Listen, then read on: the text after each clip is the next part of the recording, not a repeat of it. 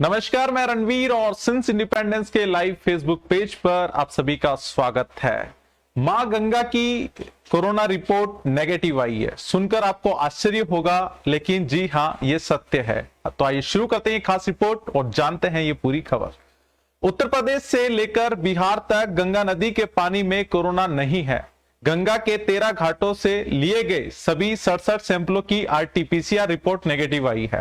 हालांकि गंगा जल में हानिकारक बैक्टीरिया मिले हैं, लेकिन पानी में ऑक्सीजन की भी कमी मिली है। राहत की बात यह है कि इसका जलीय जीवों पर कोई प्रतिकूल असर नहीं पड़ेगा। वहीं आईआईटीआर अनुसंधान में जिस तरीके से ये रिपोर्ट लखनऊ के 2 फेजों में ये जांच की थी, इसकी रिपोर्ट केंद्र सरकार को भी भेजी गई है। National mission for clean Ganga ने यूपी और बिहार के पॉल्यूशन कंट्रोल बोर्ड और आईआईटीआर लखनऊ को गंगा जल की जांच का जिम्मा सौंपा था। पहले फेज में 24 मई से 6 जून तक सैंपल लिए गए थे। दूसरे फेज की सैंपलिंग 10 जून से 21 जून के बीच पूरी हुई है।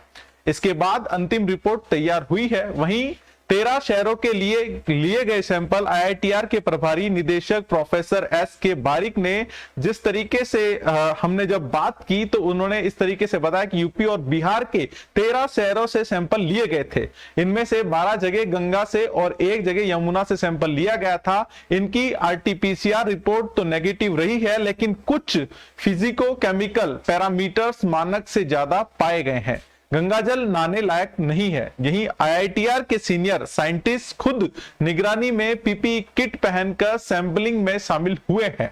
कुछ स्थानों पर नाव पर चढ़कर बीच धारा में सैंपल लिया गया है। वहीं वैज्ञानिकों के रिसर्च में गंगाजल बीओडी यानी बायोलॉजिकल ऑक्सीजन डिमांड मानक से कहीं अधिक पाई गई है।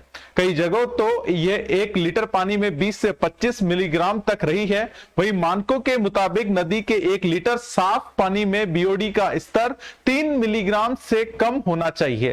हालांकि वैज्ञानिकों ने यह स्पष्ट किया है कि इससे जलीय जीवों को फिलहाल कोई खतरा यहां पर नहीं है। वहीं लेकिन इस पानी से नहाना नुकसानदायक हो सकता है। इसे 3 फैक्टर्स पर हुई जांच, जो 3 फैक्टर्स के द्वारा ये जांच हुई है, तो हम इस कदर इसको समझ सकते हैं। फिजिको केमिकल पैरामीटर्स में pH, colour, dissolve oxygen, biochemical oxygen demand, वहीं chemical oxygen demand, nitrate, chloride, ammonium, nitrogen total, phosphorus की जांच यहां पर की गई है। वहीं बैक्टीरिया लॉजिकल पैरामीटर में टोटल, फिकल और कॉलीफॉर्म्स में ई कोलाई और फिकल स्ट्रेप्टोकोकी की जांच यहां पर की गई है।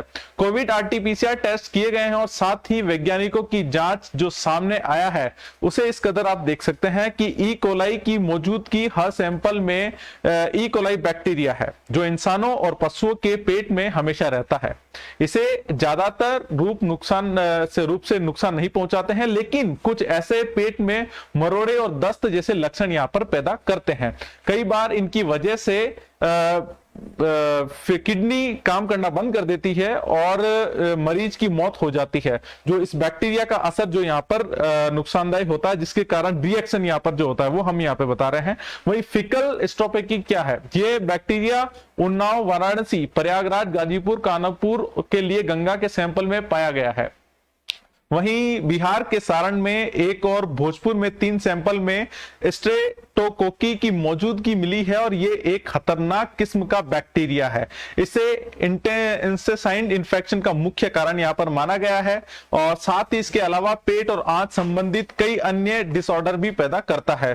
तो ये खास रिपोर्ट थी जिसमें आपने जाना कि किस कदर मां गंगा की जो रिपोर्ट है वो नेगेटिव आई है।